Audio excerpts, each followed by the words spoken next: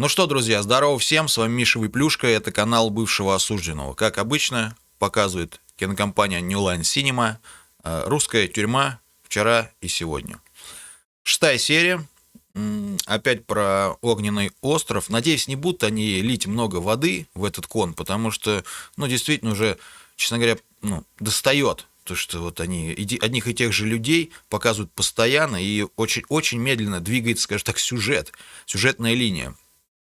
Но это абсолютно не помешает вам поставить лайк, подписаться на канал, если кто не подписан, а также написать свое мнение по этому и другим многим поводам в комментариях. Также в закрепленном комментарии и в описании этого видео вы найдете ссылки на мои ВК, Инстаграм и прочее другое интересное. Давайте начинать. Надо лезть в морду.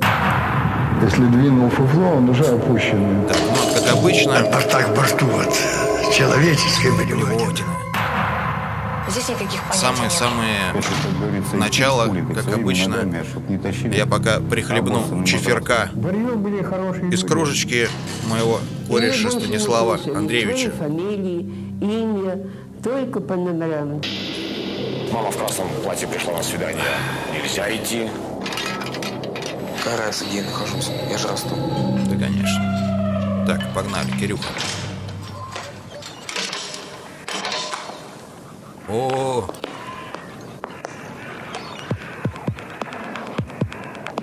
это же калина красная.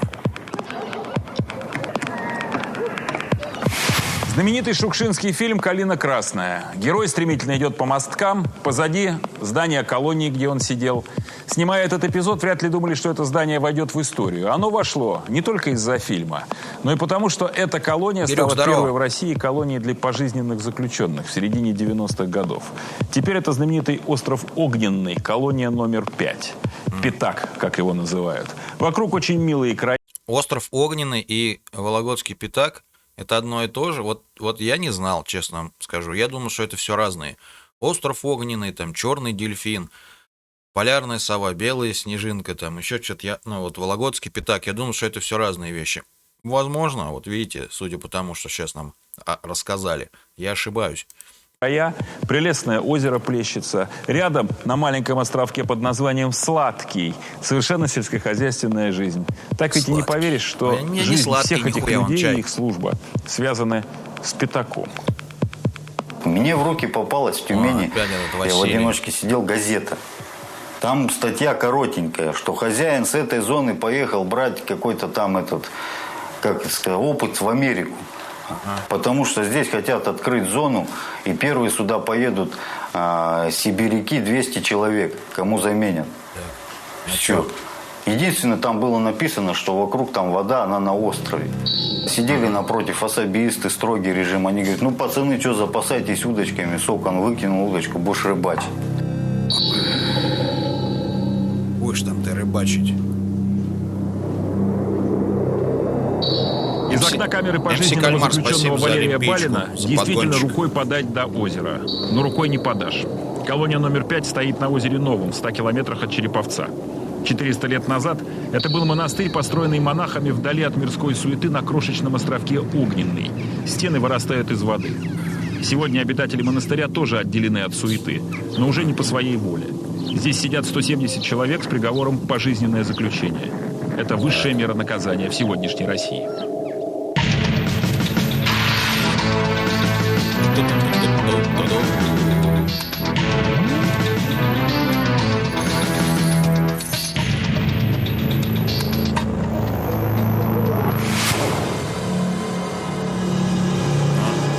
Пойдем в знаменитый Петропавловский собор. Но пойдем не прямо, как туристы, а налево. Зачем? Под лестницей, ведущей в шпиль собора, могильные плиты. Что за странное место? Кого так не по-христиански похоронили? За этим вопросом тайна, быть может, самой секретной смертной казни в России. Опять ужасные выпуски эти страшные. Вручаю Алексея Петровича вам, господа сенат. Судите и приговорите. 1718 год. Заседает Российский Сенат. Обычно он, как сегодняшняя Дума, только придает царским указам законный статус. Сенаторы боятся Петра как огня. Он может сослать, казнить. Но сегодня особый случай. Князь Иван, сын Ростовский. Ништяк тогда. Не то, что сейчас у нас там что-то вопросы какие-то решаются, там, да, законопроекты, первое, второе чтение. Тут вон депутаты идут и не знают, они там какие-то будут принимать законы или его самого сейчас примут и увезут куда-то. Ты.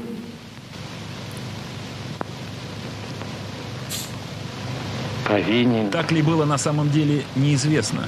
Смерть. Фильм «Петр I» дал только билетризованную, хотя правдоподобную версию суда над наследником Петра, царевичем Алексеем. Ну, скоро весь фильм так посмотрим. Ты Этими выпусками. повинен смерти. Новая элита России, Старичок, сенаторы почти всем извини обязаны... меня, пожалуйста. Я готов это все смотреть, это все.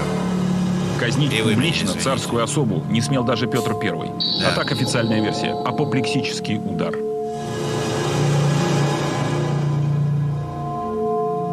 Но почему могила цесаревича оказалась под ступенями лестницы? Все очень просто. Его хоронили в строившемся храме. Когда позднее пристроили лестницу, ведущую к шпилю, захоронение оказалось как раз под ее ступеньками.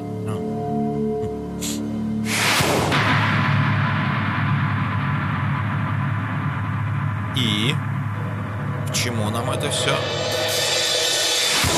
Предыстория.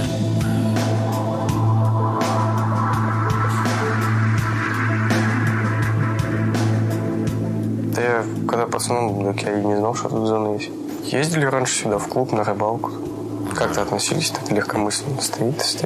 Ничего такого страшного нет. Режим есть режим. Никаких связей там с осужденными, что-то не было. Лейтенант Женя в этих краях прожил всю жизнь. И после армии был рад пойти Женек. служить на Огненной. Близко от родной деревни, Давай, приличный Урал заработок, выкатывай лучшего свой нету в или округе. Днепр? Теперь вот Волга, ездит на ёпта, своей Волга. «Волге». Начальник отряда в колонии номер 5. Цвета зеленый сад. Никто из них не грозил никогда тебе? Ну, бывает, там поругаются, но в присутствии меня, как говорится, не ругаются. Там поза глаза кричат там между собой. А зато на следующий день придешь, он извинится перед тобой. Все. Латует ездит по деревне, на Волгарета. Была у меня тоже 3110, только черт. И на литье хорошем. По дороге на Огненной проезжаем остров Сладкий. Тут живут офицеры колонии. Сладкий, На одном Огненный. острове те, кто сидит, на втором те, кто охраняет. Полосатый, Такое там нет соседство. острова такого.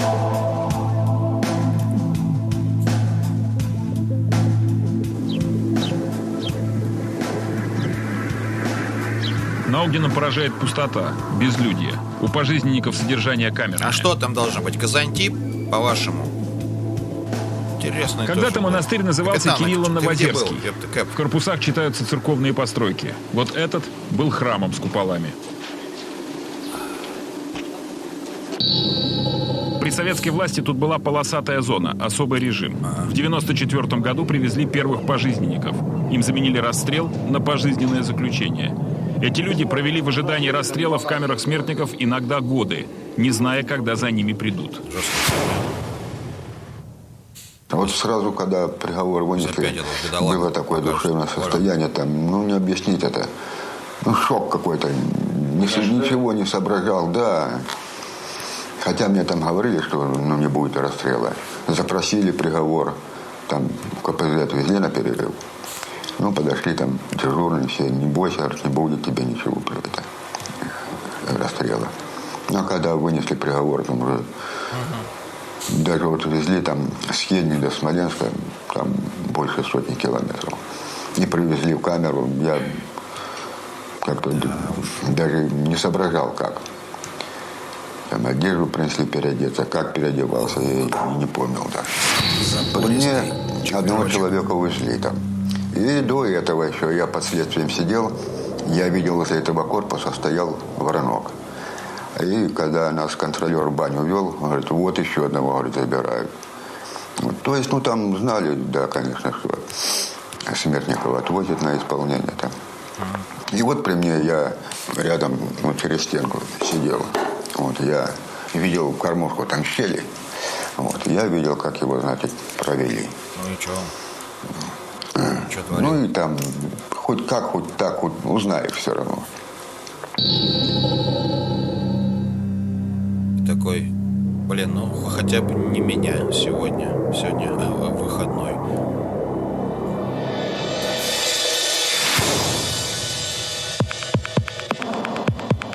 Костяной женский гребень и костяные заколки. Старинные, но вполне обычные. Такие носили женщины 50 лет назад и 100. Вот эти ваши Обычные, но херня, вот найдены это в необычном издалека, месте. там что-то вы Шлиссельбургская рассказываете крепость. просто. До революции главная политическая еще как тюрьма в- России. На маленьком динозавры в острове, яме в истоке сидели Невы. или в скале. Здесь сидели только главные политические преступники, и, как правило, с пожизненными сроками. Однако не все. Некоторые попадали в Шлиссельбург на несколько часов. А Шлюхсембург? владелица этого гребня и этих заколок провела в крепости час. Все, сразу и чпок. До свидания. Для тех, кому предстояло здесь провести не годы, а часы, это были последние в жизни часы. Шлиссельбургская крепость при двух последних царях была так называемой исполнительной тюрьмой. Здесь приводили в исполнение смертные приговоры. Кровишечка.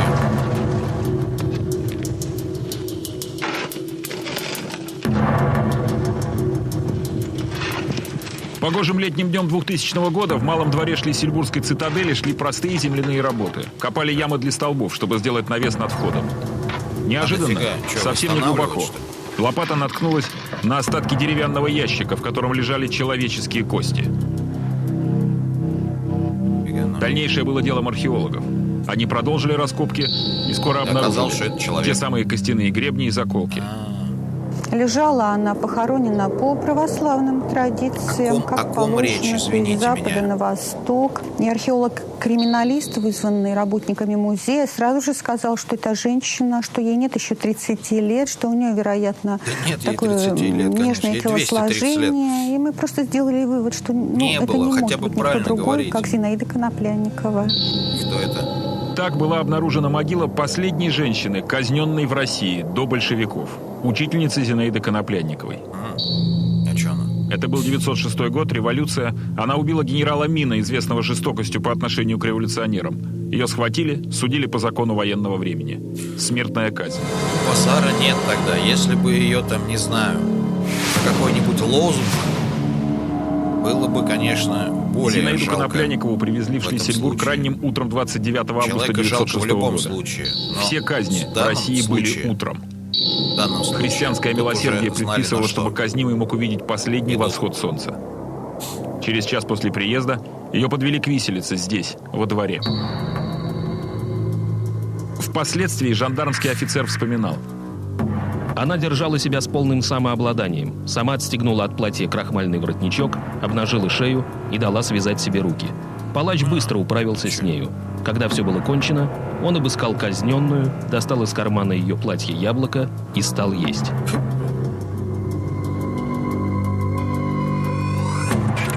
Что ж, палачи в России, да и не только в России, часто бравировали своей профессией. Вот этот, например, вошел в историю, демонстрируя фотографу весь процесс своего труда ради съемки. Ради хайпа. А палач Коноплянниковой не отказал себе в радости съесть ее яблоко. А куда потом их девали? Вот мне Через интересно. полчаса Палачей казненную закопали самих. здесь же, на месте казни, в малом дворе Шлиссельбургской Отпускали, цитадели. типа, иди. И, видимо, после Они же совершения понимали прекрасно, казни что это за один товарищ. из, одна из расчесок, она упала, когда мешок снимали, и жандарм взял его и бросил в ноги гроба. То есть один из гребней лежал в ногах. После Зинаиды Коноплянниковой Сосиска в России 200. больше не казнили ни одной женщины до революции. После революции другое дело. Абсолютно разные вещи. Слишком много вопросов остается после ваших пояснений, Кирилл Батькович. Баландочка подошла.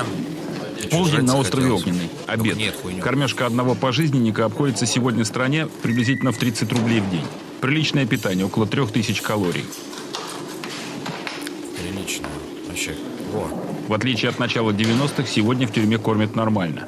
Кроме того, присылают посылки, деньги.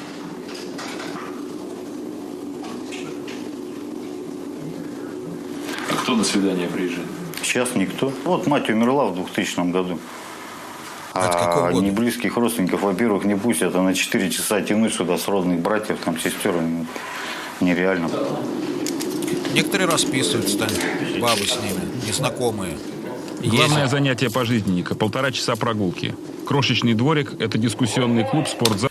Как-нибудь сделаю я, ну, если в этой передаче не будет такого, выпуска на такую тему. Как-нибудь я сделаю обзор на, по-любому есть какая-то передача про тех женщин, которые знакомятся с теми, кто сидит, например, я там вот с Печушкиным там познакомилась какая-то подруга и ездит к нему на длительные свиданки. Вот посмотрим про таких вот женщин, которые ездят там, расписываются с маньяками на пожизненные лишение свободы, к ним на свиданки приезжают. Я думаю, будет прикольно. Зал и переговорный пункт. Прогулка – самое счастливое время, кроме свиданий, конечно. Но в первые 10 лет длительные свидания запрещены вообще, а к Валерию, например, вовсе некому ехать. Валерки, а что там? Валерки, здесь никто. Ребята, если кто-то хочет съездить на свидание к Валерке, обязательно дайте обратную связь в комментариях.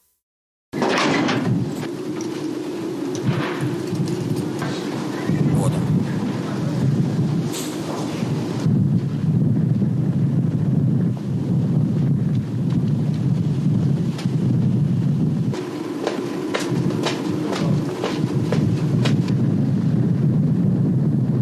Валерка как зверь в клетке, его сейчас только выпусти, все.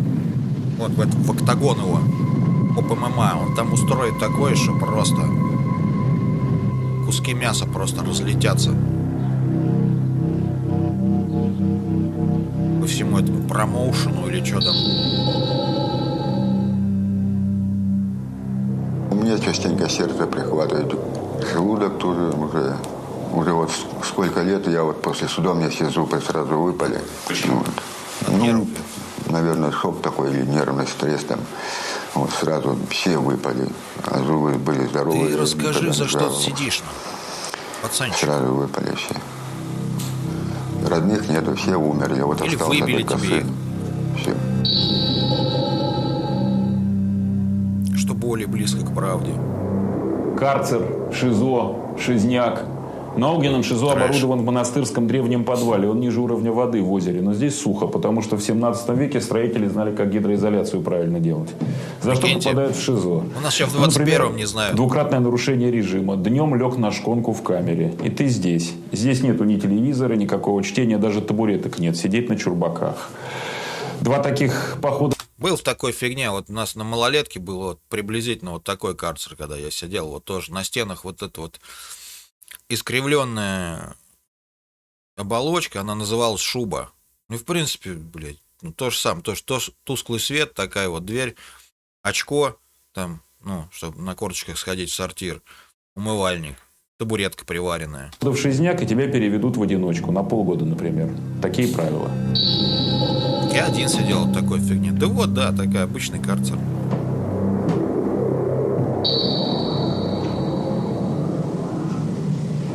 Я там стихи, помню, писал на стене. Что только не делал. Чтение, карандаши, авторучки в ШИЗО запрещены, но кто-то, видимо, проносил. Вот на обороте шконки. Один нарисовал монастырь. Видимо, этот Кирилл Новозерский на острове Огненный. Другой надпись оставил: 10 суток за жизнь. Еще одна надпись: здесь был я, 18 суток. И приписка: говно. Спорить с этим трудно. А что там хотел увидеть? 5 звезд. Мне в этот раз понравился. Лучше, чем у параши в петушатнике. В принципе, и поесть, и поспать. Пол не очень жесткий, не слишком мокро, да? Такой типа, да? Отзовик, вот этот вот отзыв. Попробуйте сейчас в Яндексе, получится вбить. Карцер на Огненном острове. Отзывы. Что вы там увидите?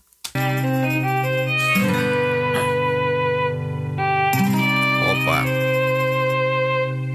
Каждый день у въезда в 5-ю колонию возникает эта облезлая автоцистерна с надписью «Огнеопасно». Но огнеопасного в ней нет ничего. Там говно.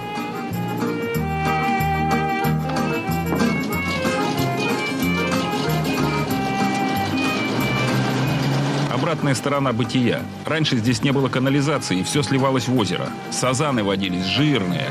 Но зато восстали экологи. И теперь нечистоты вывозят на той самой цистерне. Ассенизатор.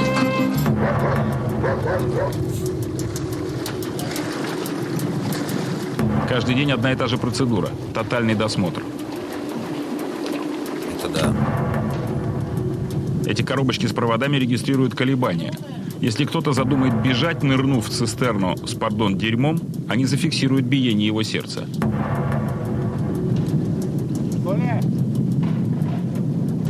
Ничего себе. Мусоровозы проверяют иначе. Несколько лет назад, спрятавшись под слоем мусора в машине, отсюда бежал осужденный. Правда, недалеко. С тех пор мусоровозы пробивают щупом. Идиллическая картинка. Огнеопасно отбывает на паромчике. Иначе никак. Хлипкий мост, ведущий на остров, груженую цистерну, не выдержит. Типа говно плывет.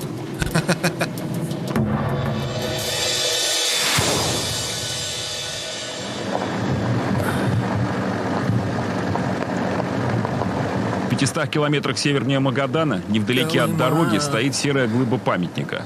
Единственное напоминание о том, что здесь происходило в конце 30-х годов.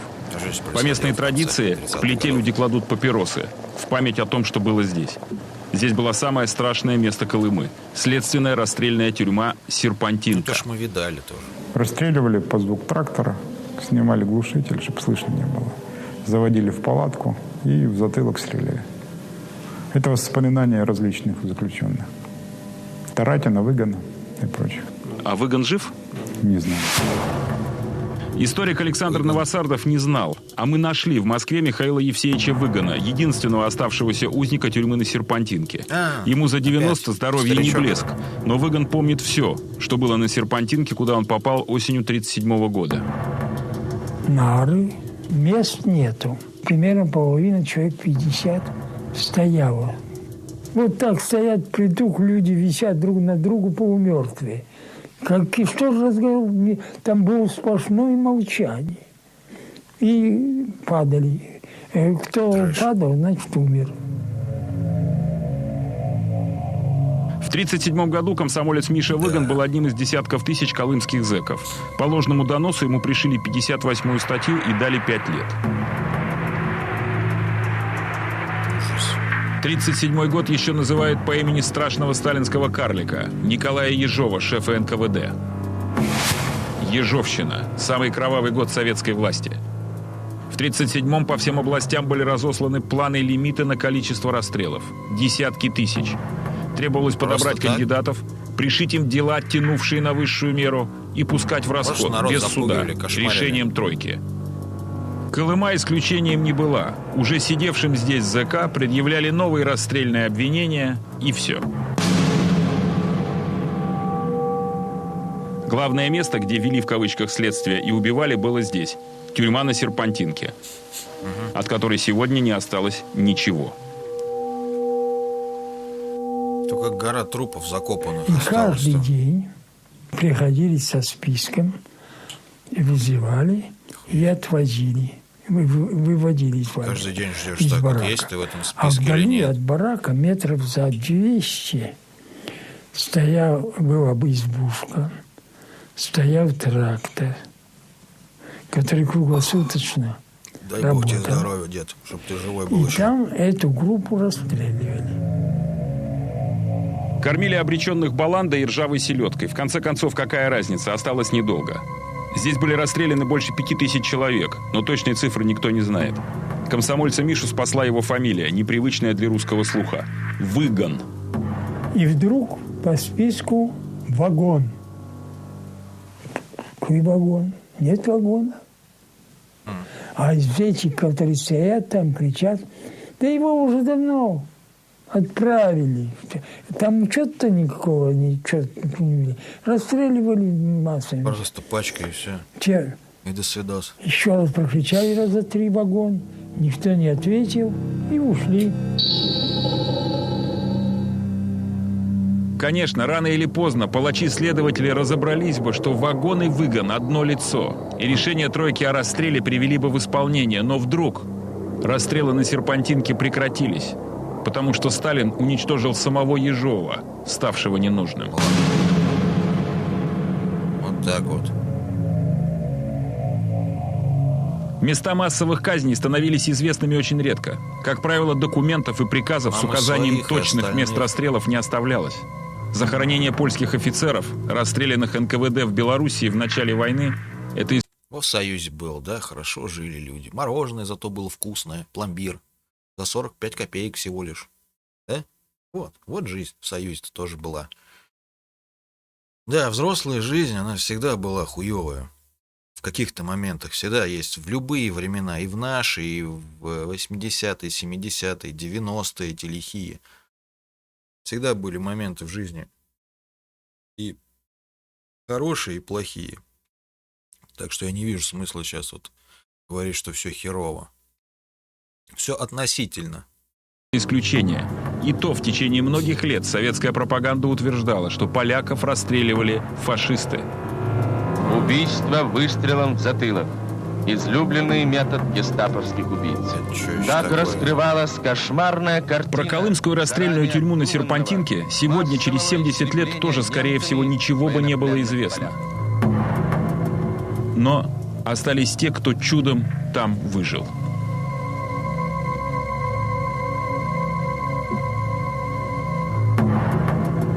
Я ошибся, я думал, это другой дедок из другой передачи.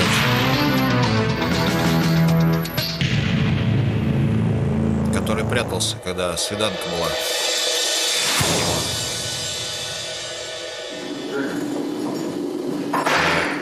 Вот они.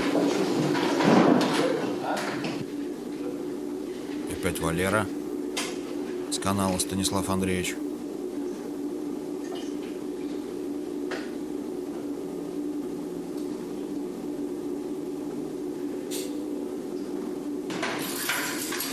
В колонии номер 5 на Огненном день кончается рано. Ужин в 6, оправка в 9. Мусор выкидывает.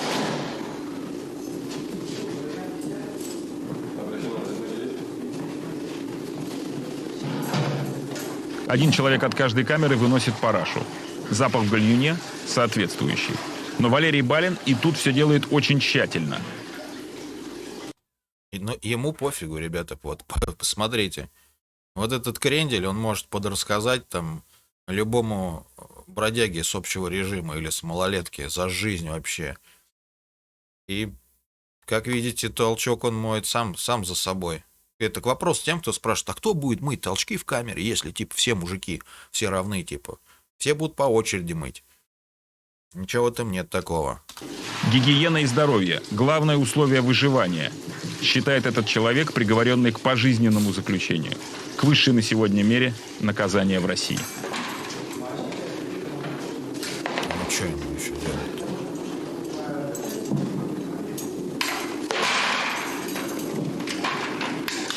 Сны вам снятся? Да, как всем. В начале недели до среды эротические. Остальные, допустим, насчет пожрать. Только не думайте, что я голодный. Как тут показывали какую-то зону, он козел стихи там написал.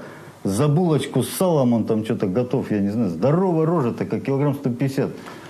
И сидит там, плачется за булой. Ну, это в Дельфине или где там. Это так, для хохма. Ну, а так, как нормальному человеку, что?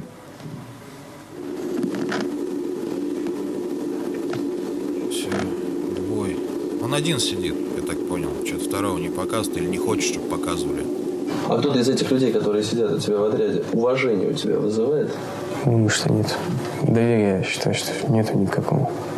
Они тебе говорят в лицо, поза глаза, другого совсем говорят. Старичок, они тебе в спину 500 ножей. Все исключительно за убийство.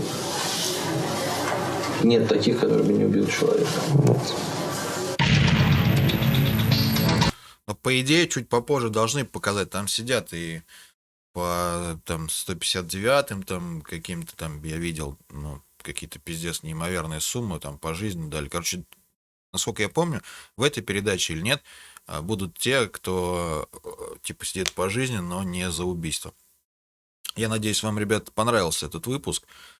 Тяжелые они на самом деле, но в принципе так для любителей пощекотать нервы и те, кто смотрит мою тематику, думаю, в принципе, глянуть можно. Вот. Осталось где-то приблизительно столько же выпусков. Надеюсь, вам нравится. Дайте свое мнение в комментариях. Ну и лайк, кто еще не поставил. Дизлайк сейчас ни хера не поставишь. Я в этом не виноват. YouTube убрал дизлайки. Вот. Мне было самому раньше интересно, насколько хорошо и плохо меня оценивают. Но тут уж, извините, хозяин-барин. Ну, подписочка, все дела. Это несложно, это бесплатно.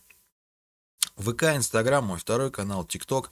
Все найдете в описании. Вот. С вами был Миша Выплюшка. Берегите себя, не занимайтесь никакой фигней. Вот. Дабы вот эту фигню только видеть вот во страшном сне или на моем YouTube-канале. Давайте. Всем удачи.